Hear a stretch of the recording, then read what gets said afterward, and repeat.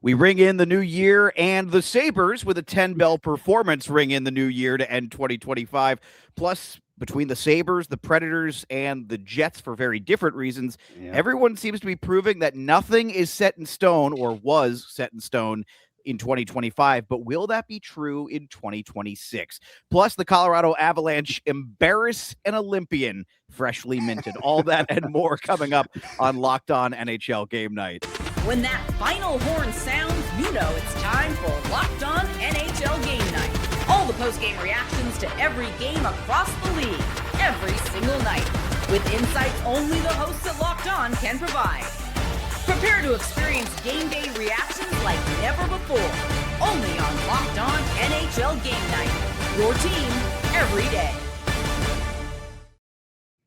And welcome into Locked On NHL Game Night, part of the Locked On Podcast Network, the #1 sports podcast network around. We're thrilled to have you all with us here on New Year's Eve. I guess technically it is now New Year's Day, and if you're listening in podcast form or whenever it is you're watching this, it's whenever you like it to be. Thanks for being with us. You can like, subscribe, follow our shows on YouTube, leave us a comment. We're thrilled to have you with us one way or another. I'm Alex Wiederspiel. I write about hockey for Yardbarker, and I hang here on Locked On NHL Game Night a couple nights a week. Mike Osti is here with me tonight of Yardbarker and overall digital sports journalist dude. We've got a lot of hockey tonight, Mike, to get to, and it was a very apropos when you consider the news of the Olympians leaking out all day between Team Canada and Team USA, who still won't fully be revealed until Friday. And one of those Olympians had a monster night to get things started for us, and that, of course, is Tage Thompson and the Buffalo Sabres. I don't know what else to say about Buffalo at this point. They've won 10 in a row. They've completely turned their season around. Tage with 2 third-period goals. He is flirting with another 40-goal season, and they get a 28 save night from Ukko-Pekka Luukkonen in a 4-1 win over the Dallas Stars. One of the best teams in hockey, and I will say this, I had been really critical of Buffalo at one point during this win streak, Mike. I had been really critical, maybe not really critical, but I'd been like a little skeptical and basically saying hey, a lot of these have been kind of coin flip games. They've been really close. They just have come up on the right side of the coin flip the last couple of times. Right. Here's the thing. The last couple of wins, that has not been the case. They have been winning and winning big, and now they have tied a franchise record with 10 wins straight. Yeah. Happy New Year to everybody out there. And I will copy a Larry David bit that it's Happy New Year for another week, but no more beyond that. So if you happen to be listening to this archive form and for some reason wanted to hear about the New Year's Eve games, then a week we'll give you here for another Happy New Year. But back to the hockey. I actually doubted Buffalo, even what they were doing in the offseason coming into this year. I certainly didn't expect this from them at all. So they are one of the teams that I could put on watch, certainly going into this night, that we go into the Olympics, as you mentioned. There's going to be a break. There's going to be a lull there. Most of these players, unless you're really a veteran, are not familiar with this because, of course, the NHL players did not go the last time around. Are there going to be teams that are hot now that'll drop off? It's going to be an arms race and a sprint after the Olympics to get in the postseason, but nobody has anything locked up, literally speaking, and maybe a pun intended here, except for maybe the Avalanche. So Buffalo was one of those teams because they've had those close games, because they don't really have somebody really carrying the water every single night, and because they are relying on kind of a surprise factor this year that maybe they could drop off. But yeah, they end up with a gigantic victory to close off their year. And they do it off a team that has been red hot, especially red hot offensively.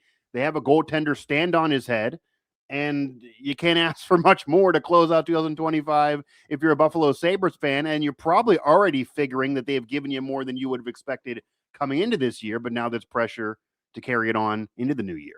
Yes, this is win number 21 for Buffalo on the season, and 10 of those 21 have come in the last doing the math in my head now. They've come since December 9th. So that's basically 3 weeks. The Sabres have completely turned their season around, which is a theme we're going to get into over the course of the evening tonight. And that leads us perfectly into our second game this evening, which basically a very similar story spread out over a little bit more time. The Nashville Predators might be a wagon. I know it's crazy. They were awful.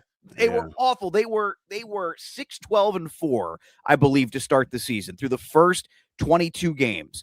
Nashville wins tonight 4-2, 4 unanswered goals. And look, Vegas has all sorts of issues at the moment, the health being probably the biggest one. Jack Eichel, Shea Theodore, those are guys that they need to get back, 2 of the most important players in the lineup. They've lost a lot of close games, too. They've lost a lot of Yes. close games this year. Yes, Yeah. and worth noting, a lot of those in overtime. So they've done a nice job adding their point total. But I think this is the story. 11 of them, yeah, that's crazy. That's so crazy. That's insane. Yeah, 11 of them. If you don't actually scroll your screen all the way through, you would wonder, why have they played a lot less games than everybody else? But no, it's because they have the overtime losses, and they're still stacking points, though, yeah. It feels like the story, though, of the first half of the season, Mike, is that apparently nothing is actually ever set in stone. We had this big conversation on this show and across hockey media around American Thanksgiving about that 75 to 80% stat of if you're not sitting in a playoff spot by American Thanksgiving, you have basically a 20 to 25% chance of actually getting in over the course of a season. So a lot gets decided in the first month. That especially this year. This year, because of the break, because of the schedule so stacked together, and because you have teams playing each other every day, every other day, almost having baseball series this year. And that's how the schedule is going to be after the Olympics as well. You're going to, I believe the Penguins even have a whole weekend where they play Philadelphia back-to-back days on a Saturday and a Sunday towards the end of the year. Yeah, the Rangers and Capitals tonight, by the way, that was the second time they met in 8 days. So, yes, these are a lot of games across a very short period of time. The Predators, 12-5 since they were embarrassed by the Florida Panthers, 8-3. Steven Stamkos gets his 600th of his career. I was going to say, 22nd player in NHL history, could get up to 19th in NHL history by the end of the season. But Mike, it's crazy to think about this. Like, I am as guilty of, I wrote, and I was much more willing to buy on Buffalo because I watched Buffalo pretty closely. Okay. When they were struggling earlier this season, I said to myself, I see the talent. Their issue is consistency. But with Nashville, that's not what I ever felt like the issue was. I felt like they were a dead team walking. I don't know what to say right now. This is an unreal run for the Predators. They are officially in this race. Yeah, they're 100% in this race. It's a wide open race, of course. And Stamkos getting his 600th goal is a big part of it. And him doing this more will be a big part of it. But when he joined the Predators, to me, it felt like a veteran that they really needed, but he disappointed last year. Did not really give you the normal production that you'd expect to hit from him last year, dipping all the way to 50-some points despite playing that full season when he was usually giving you 80, 90, 100, pretty much on a clip every year. And they're needing more from him this season, but now starting to pick it up. So maybe that 600th goal will really allow him to rev up the engines. And around him, there's enough too. So he's kind of leading the way as that veteran. This is one of those young teams that there's a myriad of them this year. This is that weird year. Maybe the Olympics are part of this. Who knows? Anaheim, San Jose, you could even throw in Minnesota, Buffalo, Nashville. I don't know if anybody thought these teams are going to be playoff teams before the year, and they're all right there in the thick of things. So Stamkos, it's also nice on individual perspective for him to get that 600th goal. Clearly a future Hall of Famer. Was that, guiding light star during the beginning of that Lightning dynasty. Faded a little bit down the stretch. He didn't get to stay. He has to go to Nashville. And there was a point in his career where people were wondering how long he was going to be able to play because of some injuries. And he now has 600 career goals. So who knows where he'll finish, but that's a cool thing for him. And he's now doing it on a solid team as he's kind of picking up his play a little bit from where it was a couple years ago and not last year. Crazy enough, Vegas has now fallen by total points to second place in the division, though they have a few games in hand on the team that is now in first in the Pacific, the Edmonton Oilers. What a weird season this Getting to overtime matters, man. Yes. Getting to overtime losses do count. Yes, they do. Yes, they do. All right, so another team that has at times looked dead this year, but has maybe just been playing possum, the San Jose Sharks. They get a win tonight over the Minnesota Wild. This one went to a shootout, so they get the shootout winner. 4-3 is the final. Macklin Celebrini continues to excel freshly off being named an Olympian. He has another multi-point game. 62 for him on the season. I went over a stat the other night, Mike, when I did the show, and I found perusing the internet. And basically, if you look at what Celebrini is doing, he might wind up being, he is currently on pace to be the third fastest teenager to score 100 points in a regular season. And there have not been that many teenagers to do it, by the way. So Celebrini is in rarefied air if this continues. 100%. And you also have a lot of youth around the league that are stacking points and doing it at a young age. Schaefer getting to 25 at only 18 years old in a few hundred days, as he's the youngest ever to do so just last night. So the future of the position, the future of the league is very, very bright. And it was also an interesting game to see Minnesota and San Jose right now, because we're talking about teams that are maybe surprises, that maybe have some youth, that have not really done it before in terms of a deep run with the group. Are they going to fall off after the Olympics, or are they going to stay the course? And San Jose maybe looks for real. We'll see about Minnesota, but we have two teams with 20 or more victories, Minnesota with 24 and San Jose now with 20. And that's an entertaining matchup for sure. I'd love to see more between those two teams. We'll give JD Young of Locked On San Jose Sharks the final word on this one. Macklin Celebrini and the San Jose Sharks sweep the season series of the Minnesota Wild. This time a 4-3 shootout win. Celebrini with a goal and assist, and then also a goal in the shootout, as the Sharks almost fumbled this game, giving up a 2-goal lead in the third period. But Askarov made some huge saves in overtime, and as well was perfect in the shootout, as the Sharks continue to find ways to win games. And this against a very good Minnesota Wild team. The Sharks, I thought, played one of their best games of the season, with just the way that they continue to battle back. And Celebrini continues to do Macklin Celebrini things. We'll break. I feel like we don't. Yeah. I know we don't have real time to get into this, but I feel like this is probably what Penguins fans felt like the first time they really saw the true Sidney Crosby, and that's the guy who I think Macklin Celebrini most. So, are you comparing this San Jose Sharks season to maybe the Penguins in 2007? Maybe the couple years before they would win the Cup, a year before they would go to the Cup final, when they got in that first playoff run, and Ottawa would go to the Cup final as a surprise story, but the Penguins would kind of show them that they were a contender, and then embark on a little mini dynasty run there before they would, go on to what the rest of the career of Sidney Crosby and company ended up being. Real quick note, Igor Chernyshov with another multi-point game. Chernyshov with 8 points in his first 7 career games with the San Jose Sharks, the former junior line mate of Michael Misa, who put up eye-popping numbers in the Canadian juniors, is looking like he is ready to resume doing that as soon as Michael Misa gets back, who is over at World Juniors right now. Colorado did some silly, nasty things tonight. They actually might owe the St. Louis Blues and Jordan Binnington an apology. Yeah. More on that coming up on the other side of this break for Locked On NHL Game Night.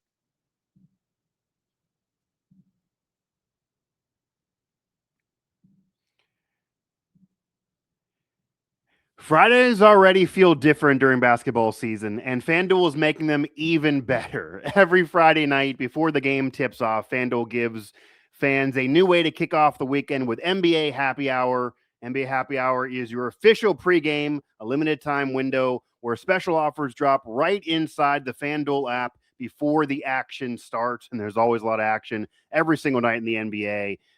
Friday nights usually go from 6 to 16 Eastern, 16 to 6:30 Eastern time in terms of the time to get on that app. Become an appointment viewing situation for NBA Happy Hour, and opening the FanDuel app during Happy Hour game always brings fans an opportunity to boost themselves with bonuses, to kind of make up for lost money maybe during the holiday season that was spent. It's also easy to check during specials and during happy hours. Maybe you're at a bar and enjoying a brew or two and an app, and you can just easily get on the FanDuel NBA Happy Hour app. So before tip-off, check the FanDuel app and see what's dropping during NBA Happy Hour every Friday from 6 to 7:30 p.m. Eastern Time. A little basketball, a little action, and a whole lot of Friday energy. That's NBA Happy Hour only on FanDuel, the official sportsbook partner of the NBA.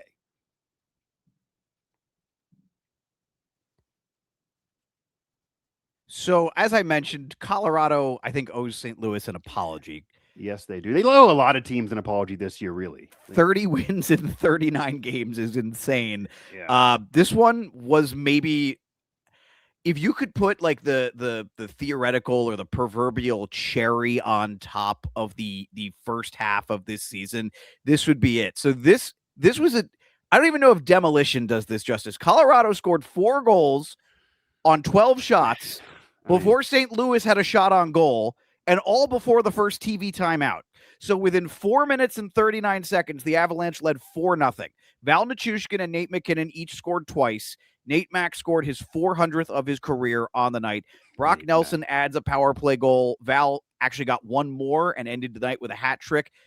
Before we go to Zach Pearson, Mike, it is hard for me to reconcile with this, because I know we have seen teams, we've seen Tampa do this, we've seen Boston do this in the past, where they have this kind of season, they flirt with 60 wins, they ultimately get to that number, and then they don't do well in the playoffs. But boy, it doesn't feel like that's going to be the story with Colorado. My gut is this is a team on a mission, because they're still angry about what happened last year. And I'm sure their fans agree. I'm sure their fans maybe are nervous about that scenario, though, because history does dictate that teams that have had historic regular seasons, it's weird for the NHL because, in other sports, usually historic regular seasons usually lead to a deep playoff run, even if not a championship, but at least a deep playoff run. The Warriors win 73. They at least get to the NBA finals. But in the NHL, we've seen teams lose in the first round after having fantastic record-setting regular seasons, and even going back to Detroit in 95. That was the year they make the cup final but lose. They would win it in other years when they didn't get as many points in the regular season. So that's the only reason why any Colorado Avalanche fan would be nervous about what's going on right now. I mean, they have 30 wins before the turn of the year. You could argue, we could do a whole show on it, and maybe Zach should, that this performance here on New Year's Eve is their most impressive of the entire season, which would be insane to say, but you could make the argument for what they put up offensively and already now having the 30 dubs on the board. They are so far and away ahead of everybody. And while nobody has anything locked up, the Avalanche do. So you have to wonder if there's going to be a lull. You're going to have star players, of course, in the Olympics. You're going to have Nate McKinnon occupied with other things. Can they hit the ground running and click again after the Olympic break? Because, again, history has told us the teams that have the historic regular season, 60-plus wins, max out the points, chase the records, they tend to sometimes have a drop-off. We've even seen Florida before their dynastic run with 3 cup finals and those back-to-back championships.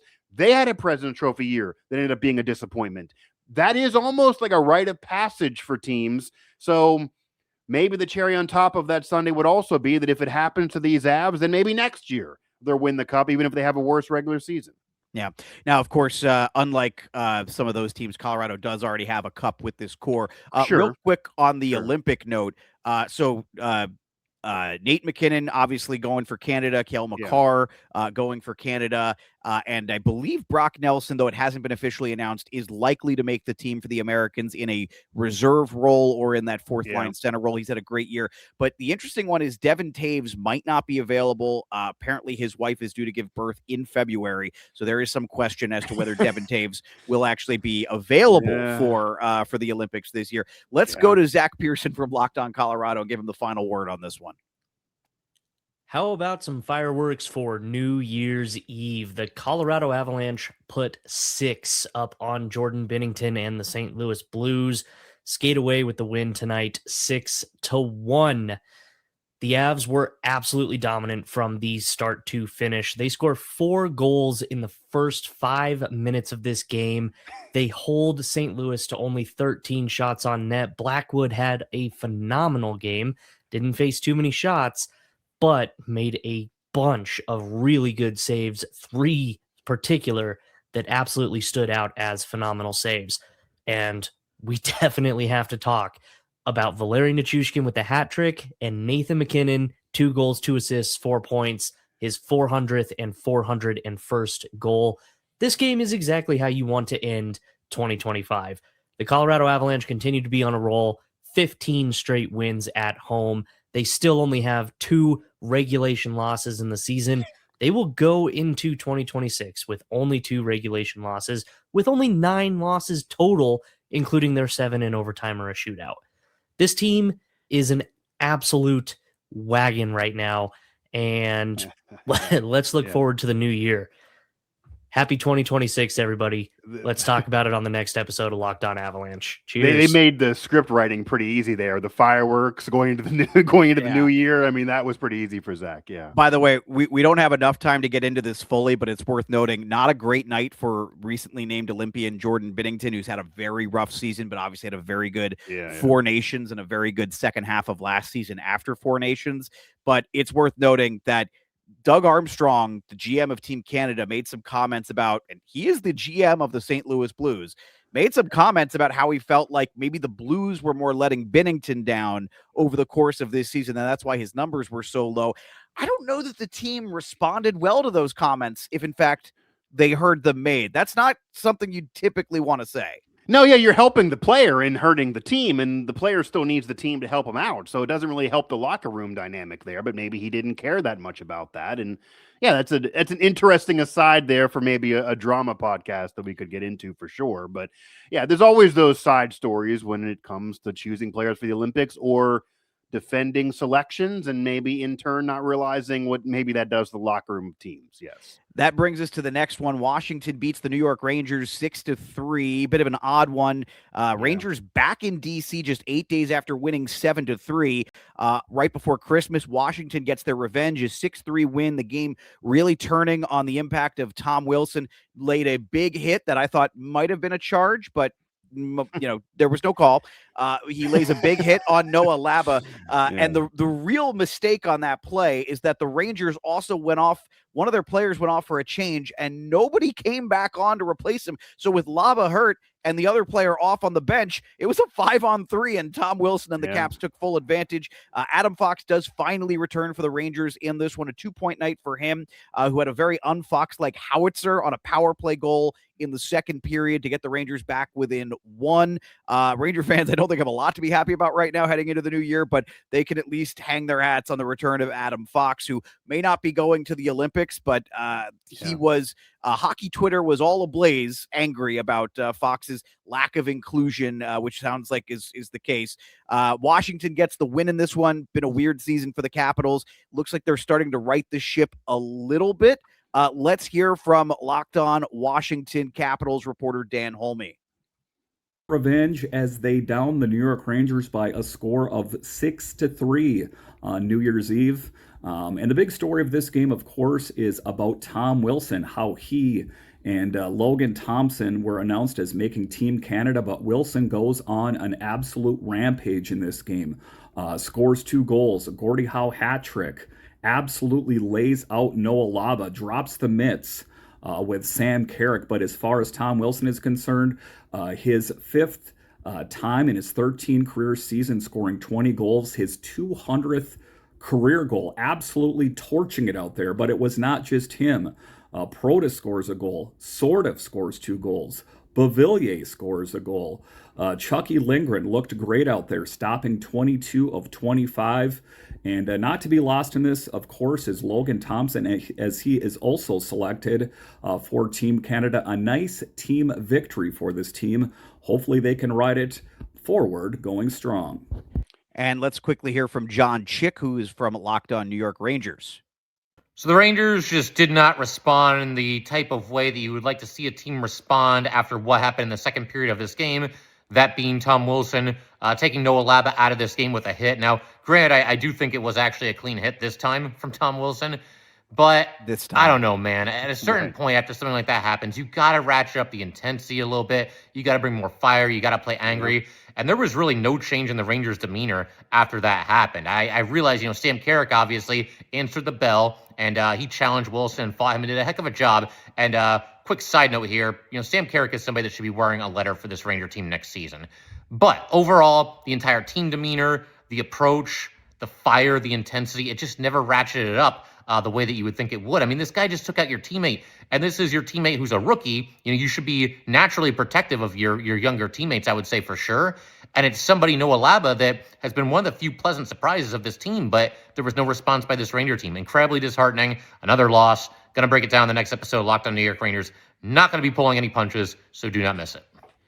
Well, I think part of the reason why there's no response, and this is a very light excuse, I'm still not sure Matt Rempe's allowed to fight after he got back from his injury. I don't know that he's actually allowed to fight yet. But on that note, why don't we get to break because we got 5 more games to get to. So we'll take a quick break here. New Jersey come from behind win over Columbus, plus some not great history that the Winnipeg Jets have made. We'll talk about that coming up on the other side. Involving the Rangers, actually. Hey, yes, the Rangers are involved in that too, believe it or not. The Rangers, yes. Yeah, we're back in a moment here on Locked On NHL Game Night.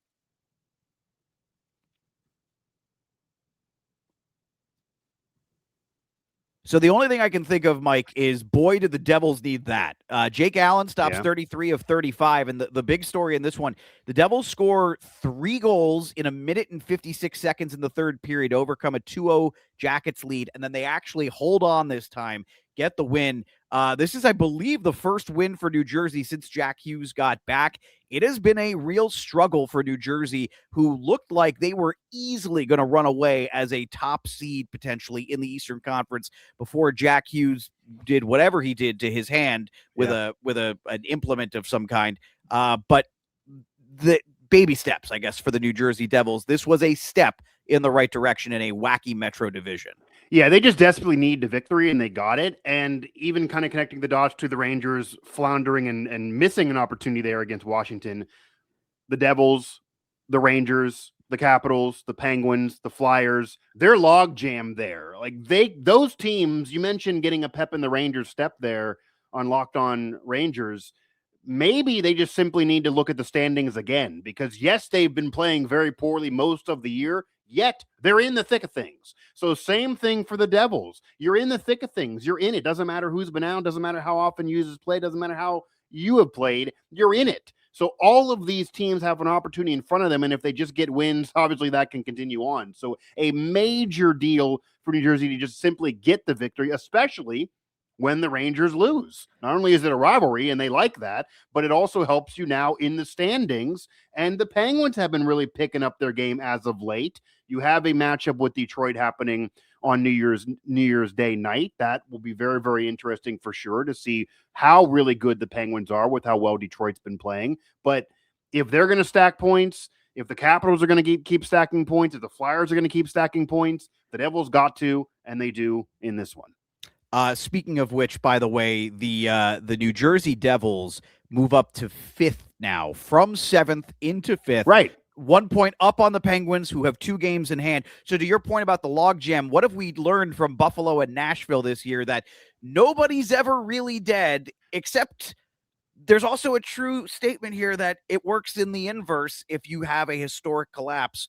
And the Winnipeg Jets have done something that I legitimately, I had never seen this before. So you want to talk about the parallels between the Jets and the Rangers is kind of mind boggling. Last year, the Rangers went on a run where they lost 15 of 19 games, which I had, and all of them in regulation, by the way. I had never seen anything like it in the NHL. They were the worst team in the league over a 2-month stretch. Or a 6-week stretch, worse than the San Jose Sharks, the Chicago Blackhawks over that stretch. Well, Winnipeg has now lost 16 of their last 19, 3-12-4 since Connor Hellebuck went under the knife. And even with him back, the struggles continue. Another loss tonight. Detroit gets the win 2-1. And you teased the history. So let's let Harrison Lee of Locked On Winnipeg Jets tell the story. Does he have the history? I wonder if he has the stat. I think he's got the stat. Okay. Well, the Jets have made some dubious history, becoming the first team in the President's Trophy era to go from first to last in the same calendar year. Winnipeg losing 2-1 to Detroit in a game where the Jets had a solid effort but could not find pay dirt. Harrison Lee from Locked On Winnipeg Jets here. What a encapsulation of everything that this season has been so far, where the Jets had some pretty solid efforts, but, the overall game was one where I think apathy would probably describe how a lot of viewers felt. The Jets offense primarily came from Logan Stanley. The top line was relatively quiet. The bottom lines really couldn't get much going. And it wasn't until the late third period where the Jets finally had a real push. Wasn't enough. The Jets fall 2-1. They now sit in last place. Bring on Gavin McKenna or someone better. See you then. Have a great night. And as always, go Jets go. boy. So worth noting the two things here. So in the same calendar year, but they could become the first team since the 1942-43 Rangers to actually finish in last place if this continues. Worth noting, nothing since the league started awarding the President's Trophy. I mentioned this the other night here on this show. We have never had back-to-back President's Trophy winners miss the playoffs in consecutive seasons. That is potentially going to occur here. The Rangers missed last year, and now the Winnipeg Jets. It's hard to think they've got a legitimate shot at getting back into this race. If you go by the numbers, Mike, very top-heavy offensively this season. Yeah, very, very top-heavy offensively. And unlike in past years when maybe it's been a similar story, Connor Hellebuyck just not getting it done. I mean, he's just not been enough. 9-9 right now. Like, he has to be able to drive this bus. He has to stand on his head. He has to really play like a Vezina candidate for this team to make a deep run or even get in the playoffs with how they're structured. They don't have the depth to really do it any other way. And he is having one of his worst seasons. It does make you wonder if there's a conversation in the future, maybe not this year, but in the future, if he does this again next year, if they're out of the race again next year, do they trade him? Do they try to trade as high as they can with him at his age, get value back and fully rebuild? As you mentioned to me off the air, they're in a situation where they need to always sell tickets. So you do that and you probably lose fans. And then you're in a situation the franchise was in decades ago when they had to leave town. You don't want that scenario. But right now, it does not appear there's an end in sight of them turning this around or contending at all. And Detroit just keeps on clipping off victories as they truly seem for real to finally get out the snide and get back in the postseason this year. Imagine how bad Winnipeg had to be for me not to take a victory lap on the Detroit Red Wings, who I predicted to finish. I predicted them to finish third in the division. I didn't think they would win the division, which they have a chance to do. So imagine how bad Winnipeg had to be for me not to take a victory lap on this one. We had 3 East Coast teams all out west for New Year's Eve. Only one of these games was really all that watchable. Tampa Bay takes down Anaheim. This was a really good game. Back and forth affair. Tampa gets the win. This was an earlier game in the day because of the holiday. Tampa wins 4-3 in overtime. Really back and forth, very even in terms of the chance distribution. For the Lightning, 23rd win of the year. They got goals from 4 different players. Multi-point night for Nikita Kucherov, who despite missing 4 games is still on pace for a 100-point season.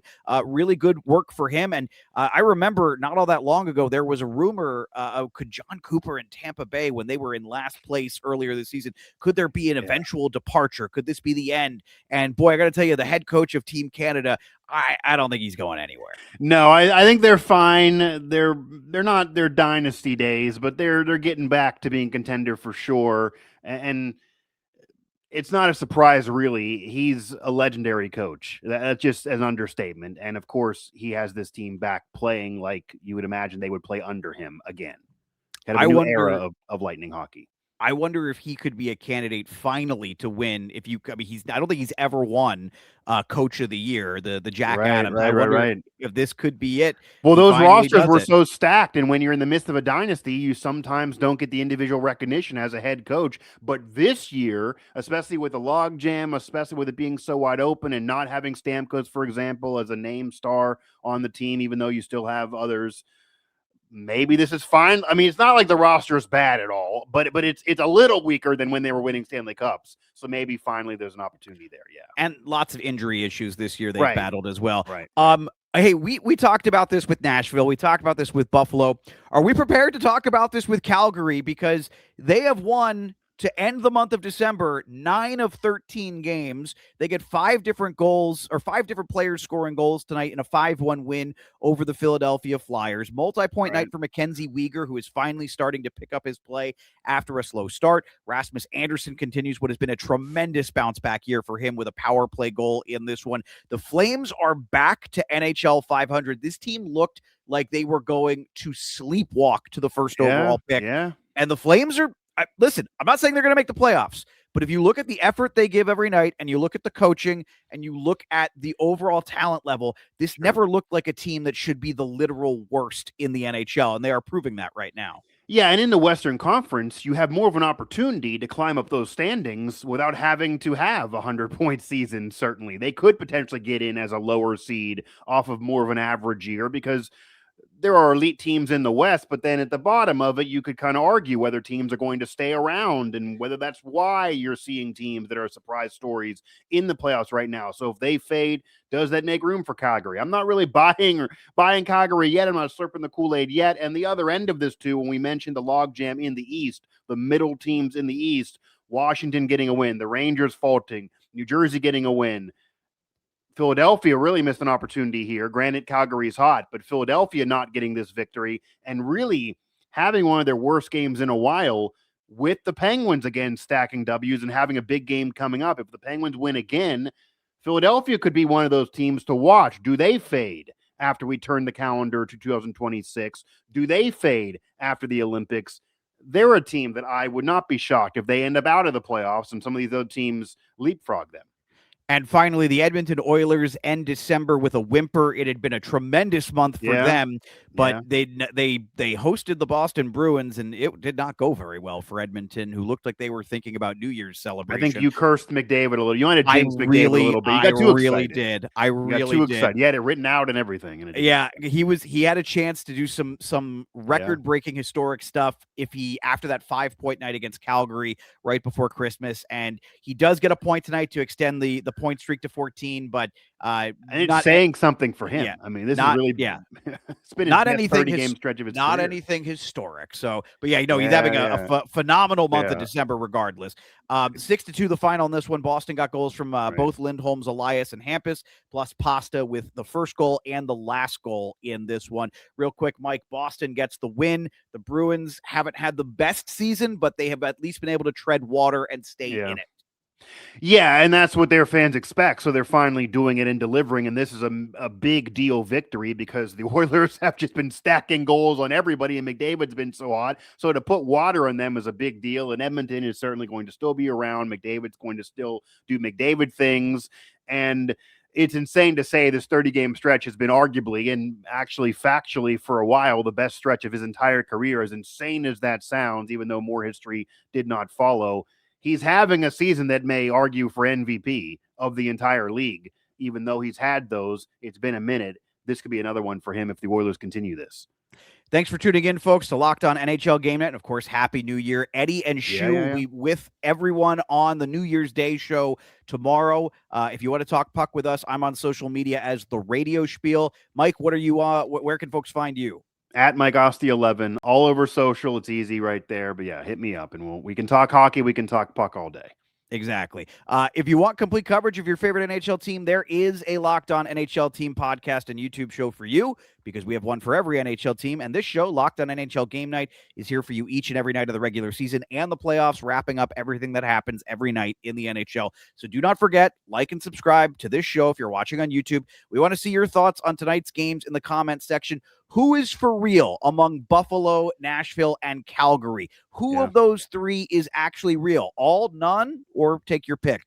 Anyway, that'll do it for this episode of Locked On NHL Game Night. For Mike Osti, I'm Alex Wiederspiel. Thanks for listening and for watching Locked On NHL Game Night, part of the Locked On Podcast Network, your teams every day.